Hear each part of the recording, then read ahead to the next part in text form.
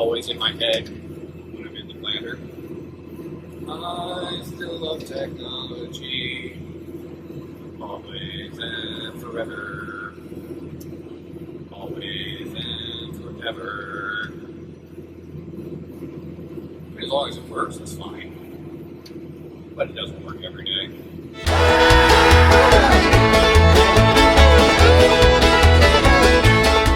Well, good morning, everybody. It is Wednesday, I think April 23rd, something like that.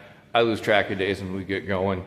I spent a better portion of a day last Wednesday planting corn, getting some good footage, going through a whole bunch of stuff in my tractor, kind of explaining that whole process, and then realized that I didn't have the microphone turned on.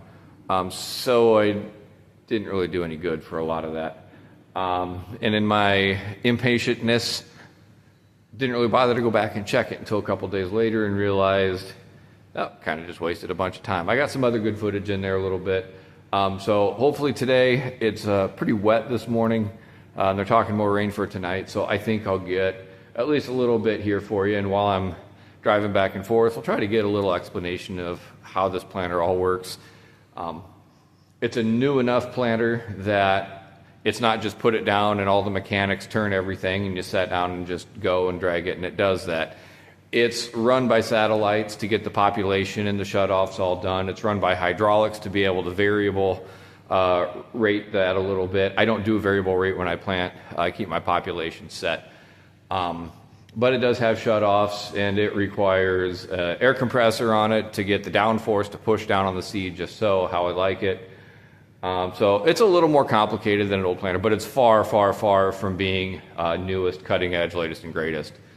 Because now a lot of them are all electronic, so you don't have to have a separate air compressor system. You don't have a separate hydraulic system on the planter itself like mine does. So on one way they're simpler because there's just electronics. On the other hand, it's all electronics, and if something goes wrong, you don't know where to start looking a lot of times other than just start pulling cables and sensors and start replacing stuff. And I'm not good with technology at all. So simpler is better for me to a point, but, and I'll get into more of the details of why I did jump to having the shutoffs on the individual rows and have the ability to do variable rate and be able to just change my rate on the fly by just pushing buttons on the screen. There's times that comes in handy rather than getting onto the back of the planter and changing your chain and transmission sprockets and getting your hands all greasy. It's doable. It worked for a lot of years, but we've kind of moved past that. And I like the technology that I do have on here, but I'm not willing to spend for things that are going to give me more of a headache at this point. Someday, maybe. Today, no. So first things first, I had to get the tractor fueled up. We had to get the radiator cleaned out because this thing just eats dust all day. And for this tractor, running all those hydraulics and stuff, it's a chore, and it's hard to keep the tractor from overheating some days when it gets warmer, and it's going to be, in the 70s today. So yeah, you guys can watch me fill it up. I think I got some other footage of that too, but the more the merrier. And I suppose it's time to get to work. So here's kind of my high and mighty seed tender. There's not a ton of these out there, but it works really good. I like it. I still have the telescoping spout on the end so I can hit both tanks kind of from wherever. It's not new enough to have a conveyor belt. It's still an old cup auger on there. But it works. It doesn't damage any seed. Some guys say, oh, there's no way that works. Well, I've been using this thing for 6 or 7 years, and it does a really good job. The issue with it right now is the engine's about ready to blow. Its governor is completely shot on it. So I have two speeds. I have idle, and I have screaming wide open. And it is handy. It runs with a remote control. You flip that little switchity-do right here, and then I can run the throttle from up on the planter or anywhere else.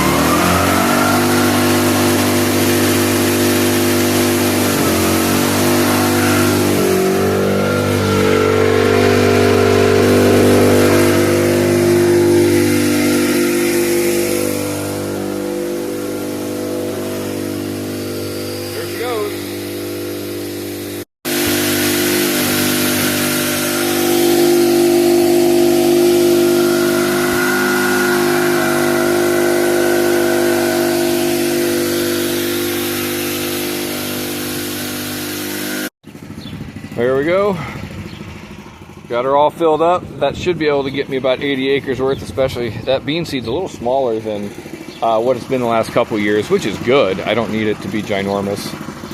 You can just kind of fill stuff up a little bit easier. Get my lids closed here. Let that poor little Honda engine just cool itself down for a minute before I shut it off. It runs awfully hard.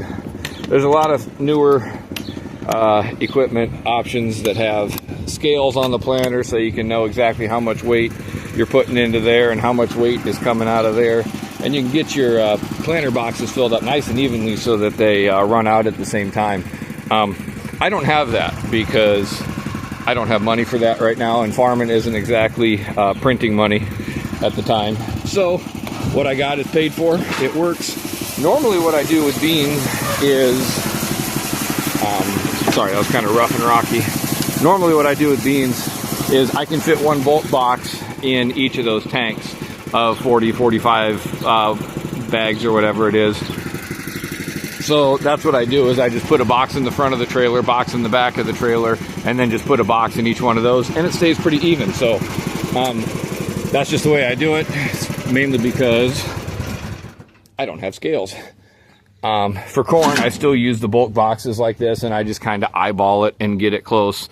And if I do need to even it out a little bit, I got a 5-gallon pail.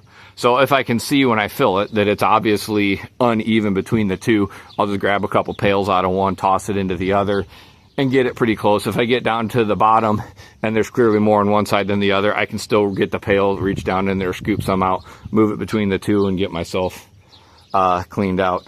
To save a little bit of time in beans, I do just I can fit 2 boxes in the front, 2 boxes in the back, so that's 80 acres worth. And then I don't have to run and get seed quite so often when I'm off and by myself and trying to move stuff around. Saves me some time that way. If I have someone to help me and run around, then yeah, I'll just have them go put a box in each side, each trip, and then it's just measured out for doing between the two.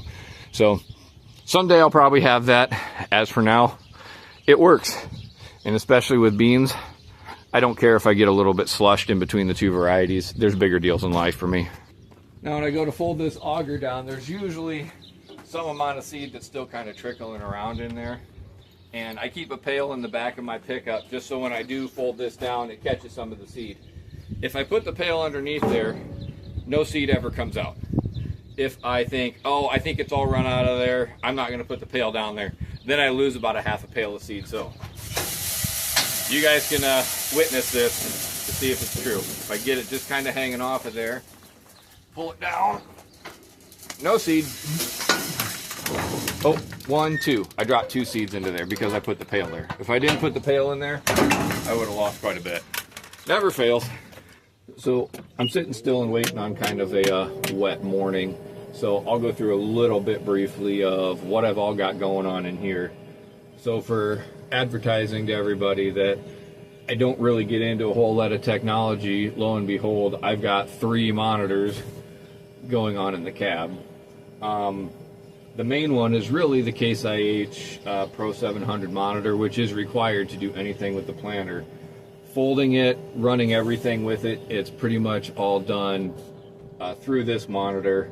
It's pretty impressive what this thing can do, but it's also not new. It's from 2013 along with the planter, so that's 12-year-old technology already.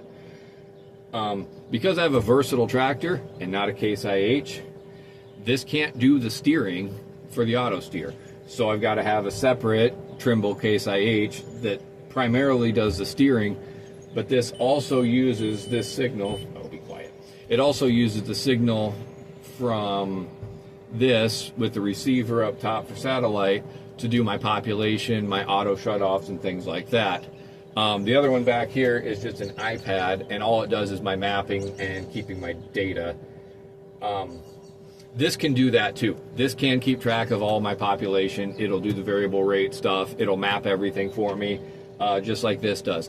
I like how this does it better. It's a little more user-friendly, and at the end of the year, it's a lot easier to pop this out.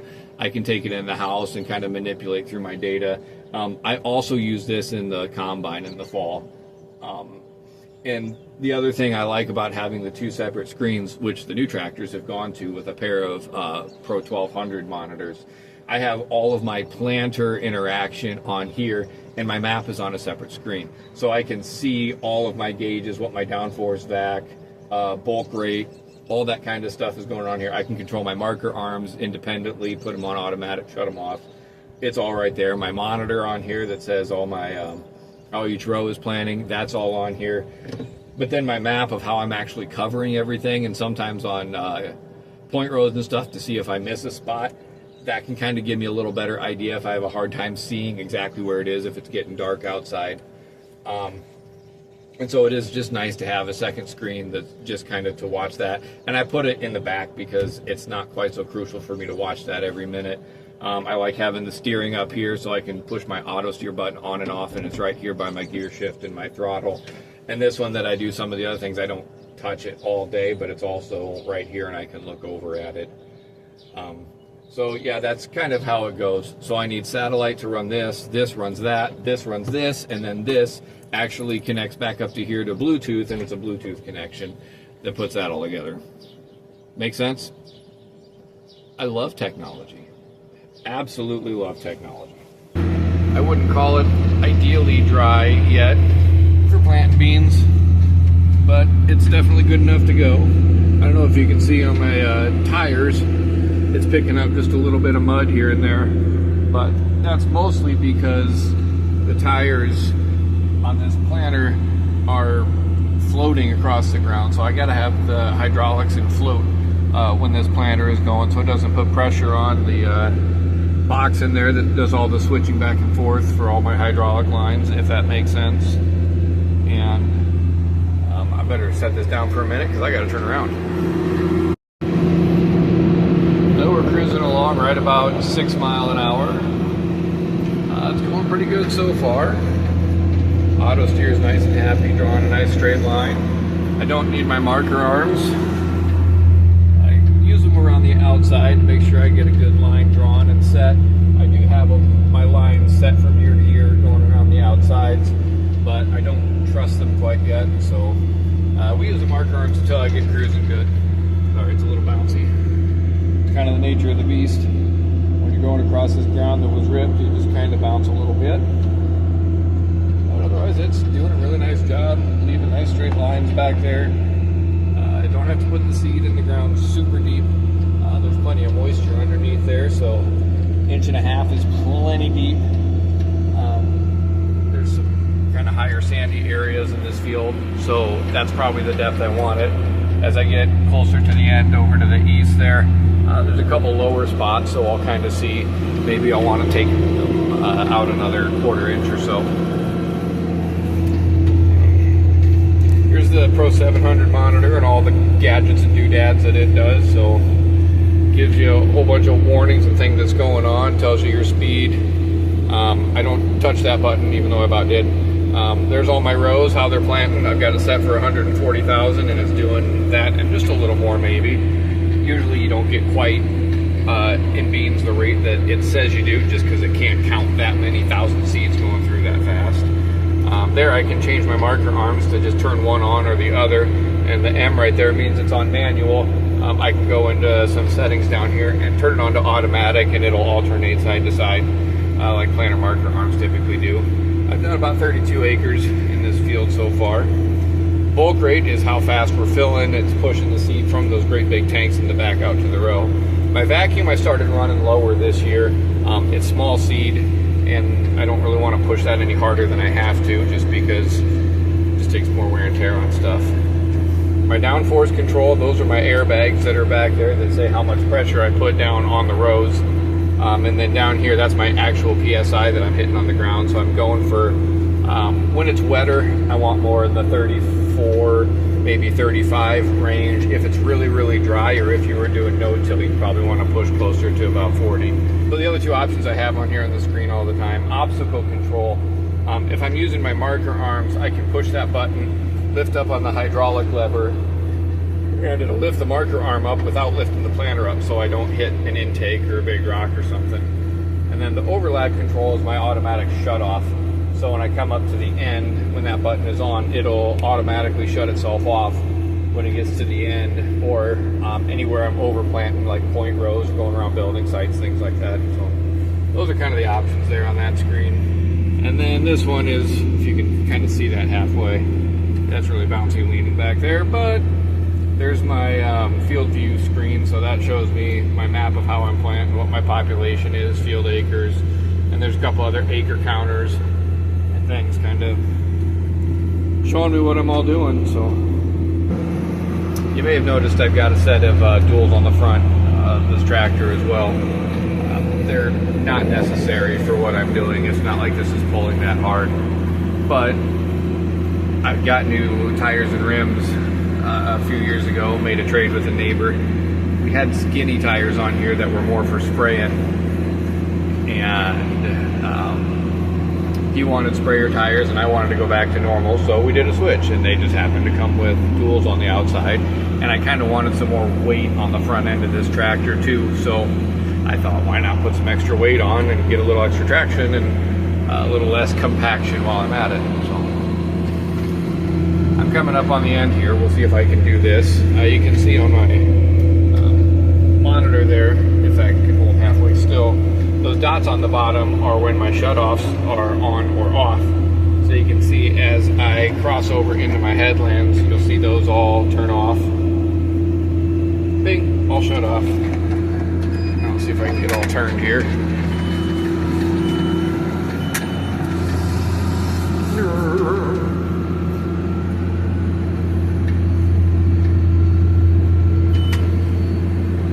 Good thing there's no fence.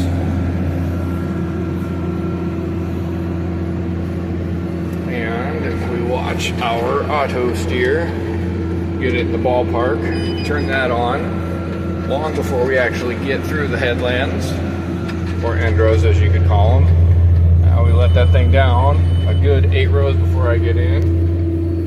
And bing, there they turn on. Now it should be reading rate in a second. And the map should be mapping that. It takes a little bit.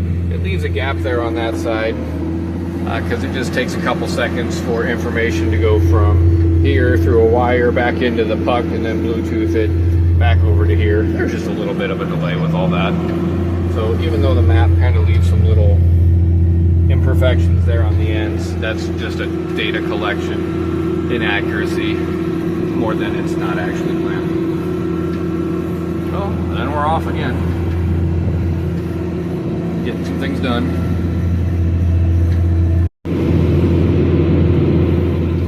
So this tractor, I don't know if I had explained it in the previous video or not, but this tractor is the last tractor that my dad bought. And it was in, I think, 2011 at the end of the year. This is the last model year tractor before they started putting DEF in. So we decided to jump on one, get a little bit bigger one than we thought we needed, in hopes that we wouldn't have to get another new row crop tractor again for a long time, and hopefully the whole DEF thing would have ended by the time we would need to get another one. Unfortunately, I don't think the DEF requirements are going to go away, but I'm very glad we have this tractor. It is, for being a 2012, maybe an 11 model, one of the two, very simple. It's mostly technology in the tractor itself, from a Ford Genesis tractor from the 90s. So even it is a good 10, 20, 25 years behind from when it was made, which makes it a solid 30 years kind of behind technologically now, which for the most part, it's okay. It keeps it quite a bit more affordable. They don't really cost that much. I think it was about half price of a John Deere with similar horsepower at the time. But to some extent, it does the job. So I'm happy with it. I had said earlier in the video that some of these technology components don't really work well, so it costs some extra money in getting the auto steer in here. But even this auto steer couldn't find a way to hook onto this tractor. I could have put the easy steer in here with a little knob up here that literally turns your wheel for you, and I have that in my big tillage tractor cut track, and I've had it in other tractors before. I call them knuckle busters because sometimes you grab the wheel and start turning, and you have about that much clearance for your knuckles, and bang, you go and mash them up against there, and then you really start yelling bad words at technology because I don't like technology. So this way I was able to get it to where it's just basically a steering wheel with a motor around the middle of it, and it just turns the whole wheel for you. Costs a little more money, but it's a lot less of a headache and saves my poor little curly fingers from getting mashed by the knuckle buster wheel. But no, this tractor does its job. It's got plenty of power. It just kind of lacks in technology and a little bit on the hydraulic side. Running this planter with the power takeoff spinning all day and having one of the hydraulic lines running to run the fan all the time, and even keeping the other one, your main up and down lever, in float. It's about all at once. It's plenty for it. On a warm day planting beans, if it's 85 plus degrees, it'll start running hot and even overheat if I don't stop and clean the radiator out sometime during the day. So you got to kind of watch stuff like that. Newer tractors would easily have 2 or 3 times the hydraulic capacity and power of what this guy does. But it's a good tractor. It's reliable, plenty of power, pretty comfortable. The power shift transmission that they put in these Versatiles and in the Ford Genesis tractors for a lot of years are very reliable. I've had very good luck with them. A lot of these tractors are running at 10,000 hours, no problem. At least not with the transmission part of it. Or turn around, you can maybe hear that beep behind me. While it's lifting, it beeps 3 times so that you don't have to look back to see that you're up all the way. It's kind of a nice feature. And get it pointed in generally the right direction. Let the auto steer take over because it's better at that than I am. Look for my old planter mark, try to drop the planter down about on it. Give it a good 20 feet of heads up, put her in float again. And there everybody's on. It's fairly impressive that there's, I think, 5 different modes of folding this planter outside of the just main up and down, plus the marker arms to operate. And it does all that on one set of hydraulic hoses. And it can do that because it's got a big manifold in the back. And when you push different buttons, the computer tells it which set of hydraulic cylinders to go to. And it just really simplifies a lot of things. In some ways, I don't need 10 hydraulic outlets on the back of the tractor with 10 different levers to do all the different things. One pretty much does all the moving and lifting. In order for that to just really stay happy, and so you're not putting pressure on the wrong part of that hydraulic manifold box, you're supposed to keep the hydraulics just in float all the time, which just takes all the pressure off and just lets it go. So the wheels are just kind of floating back there. They're not up in the air, putting weight down, or they're not lifting up a little bit. That's just the way this planter is designed. The downfall of that design is, well, A, it's complicated, so it's just that many more things, electric over hydraulic, things to go wrong. The main thing that goes wrong with it is where you have all those little electric solenoids that tell where the fluid where to go in those boxes. Little O-ring in there, and anyone with a center fill planter with that kind of system knows exactly what I'm talking about, because those little O-rings don't hold up real good, and so a lot of times you can't get your planter to lift up one half of it. It'll be all sagging like that because there's a little $1 O-ring back in there that blew, and it's underneath those tanks, right down underneath there on this planter. Slightly less convenient of a place on old John Deere planters. I know that from experience. So you've got to move a whole bunch of stuff out of the way. You've got oil dumped all over the place. You have about that much room to get wrenches in there and get the thing popped out, just to change one little O-ring, put it back on, put it all back together. If you're real quick and it's not a bad one to get to, it's a 10-minute fix, but it can easily take you a couple hours, assuming you have the O-ring on hand, which I've learned to keep with me in there. But it's just kind of a silly little thing that can end up costing you a couple hours really easy, but as long as it works, it makes everything go pretty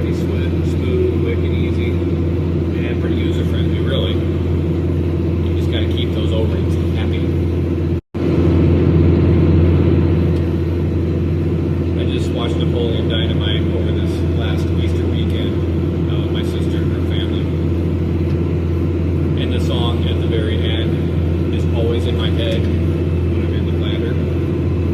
I still love technology, always and forever, always and forever. As long as it works, it's fine, but it doesn't work every day. I love our technology.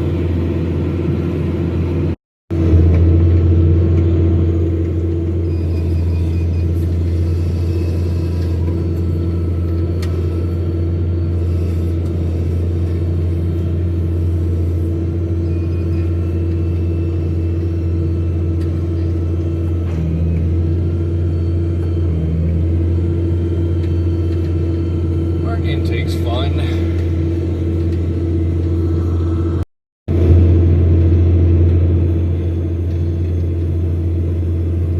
Well, here comes my intake again. This one's at least pretty fortunate in that it's pretty close to the end of my planter. I just got to do a wiggle around it.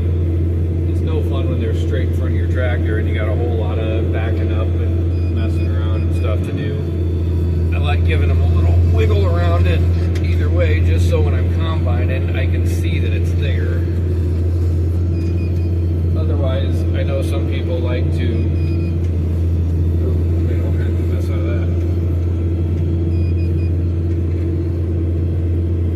I know some people like to just kind of pass through them or put them between rows and scooch around them that way, and that's fine. That's a good idea. You get up nice and close to them, but I don't trust that I'm not going to run one of those through my combine sometime.